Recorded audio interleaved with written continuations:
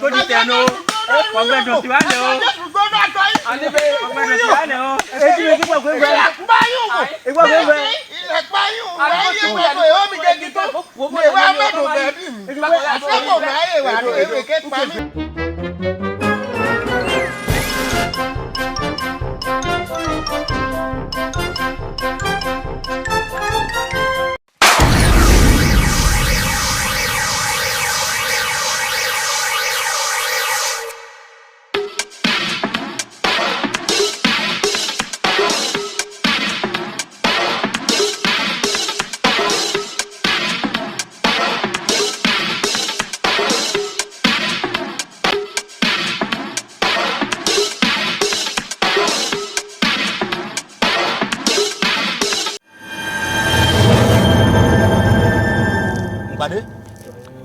Nome ye an we gbo an lewe an chi gbogbo e an ya long tonu igbo mo lolomo do ati nome na ke yi e pe ka chi bo kai ene nko gu igi egbo ka yan no ngbo nja e pe ka chi no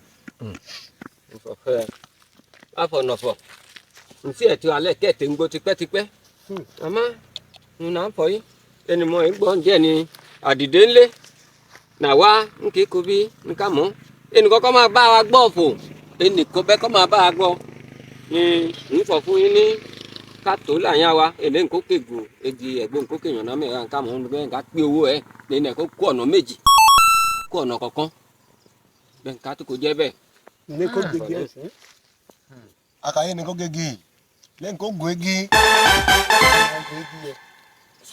e ma gunda o ma gule mo ke gege tán owó ní gbogbo wa kò mẹ́yìn pé kò ní méjì àǹká kò ní kọ̀ọ̀kan lè gbà bẹ́ẹ̀. kò sí wàhálà tí ó dá lẹ́yìn nge ko gege máa gúnlẹ̀ méjì ọ̀ kò sí wàhálà máa gún. Ọlọ́run ko ti Ṣé dáadáa? máa gún.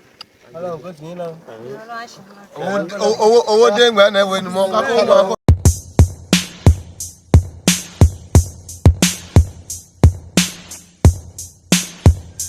lọ ní lọ bí èdè díẹ̀ ní lọ lórí ẹ̀ tán àmì ẹ̀ pé àyàn fẹ́ sí i.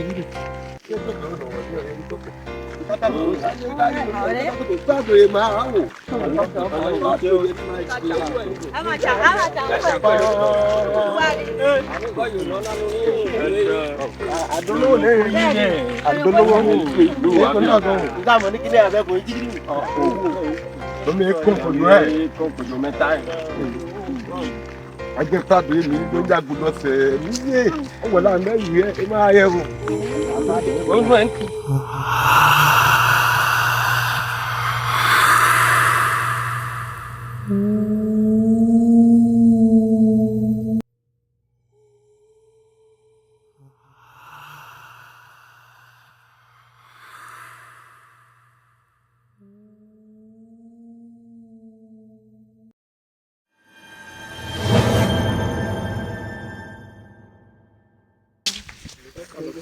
Aya go. Aya ogbe. Kí ló yà ti gege adolowo ni o. Pẹ̀lẹ́ o. Pẹ̀lẹ́ o. Pẹ̀lẹ́ o. Ko bakala lo ko mi te. Pẹ̀lẹ́ o. Pẹ̀lẹ́ o. Pẹ̀lẹ́ o. O ti dúró o. Nja gigi o.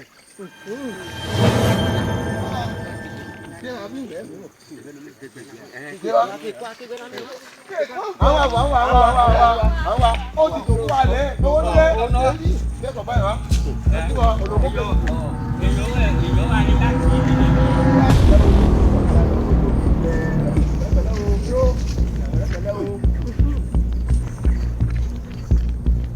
ìwà wá yàtọ̀ tó Lẹ́kọ̀ọ́ báyìí wá. Kí ni ẹ̀?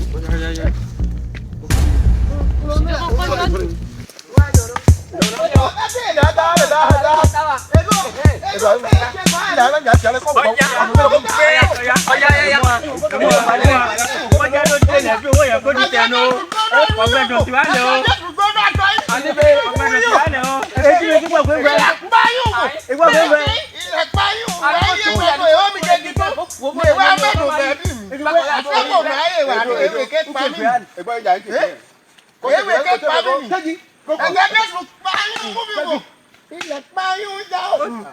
Àbẹ̀lá kò ní. Ẹgbẹ́ ilẹ̀ pààyàn yìí. Ìwákò, àmọ́ nǹkan kì í gbàgbà ni. Nǹkan kì í yẹn lò. Ìwá nǹkan kì í gbàgbà ni. Owó yẹn já. Owó yẹn yìí ó. Kékeré kátà ní ìgbàgbà. Kéde ìgbàgbà. Kéde ìgbàgbà yìí. Ọ̀nà ayé ìwà rẹ̀ àtẹ́kẹ́ pa mí lè wò. Ìkẹ́kọ̀ọ́ máa ti wá tó lóní ká tẹ̀mọ̀ ní ká pín ìgbàgbà. Ó ti tẹ̀ gbẹ́ mi.